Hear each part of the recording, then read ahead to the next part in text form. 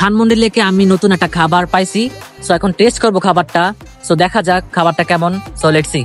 খাবারটা এর আগে ধানমন্ডি লেকে দেখি নাই। সো এটার মধ্যে দেখতেছি যে চীনা বাদাম, জিরা, তারপর হচ্ছে তিল ভাজা, ধনিয়া ভাজা, বিট লবণ ইত্যাদি আরো অনেক কিছু, অনেক মশলা আছে সেখানে। সো দেখতেছিলাম, আমার কাছে কেমন জানি লাগতেছিল। পরে আমি দেখলাম যে এখানে কিছু বায়ো বা ডিটেলস দেওয়া আছে খাবার সম্পর্কে। তো এগুলো দেখতেছিলাম, আর পরে দেখলাম যে এগুলা মিক্স করে, অনেকগুলা জিনিসপত্র নিয়ে মিক্স করে। তো আমি জিজ্ঞেস করছিলাম খাবারটার নাম কি, তো বলতেছিল যে স্প্রাউট সালাদ বা হচ্ছে যে প্রোটিন সালাদ যেটাকে বলে।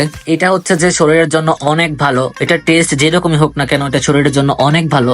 সো আমি দেখলাম যে সবাই যারা হচ্ছে জিম করতেছে বা যারা ব্যায়াম করতেছে লেকের মধ্যে, সো সবাই আইসা আইসা এখানে 30 টাকার বা 60 টাকার করে খাইতেছে, আবার কেউ কেউ নিয়ে যাইতেছে। সো যারা খাইতেছে তাদের চেহারার এক্সপ্রেশন আমি দেখলাম যে ভালো না খারাপ। সো যাই হোক, এরপর দেখলাম যে না চলে।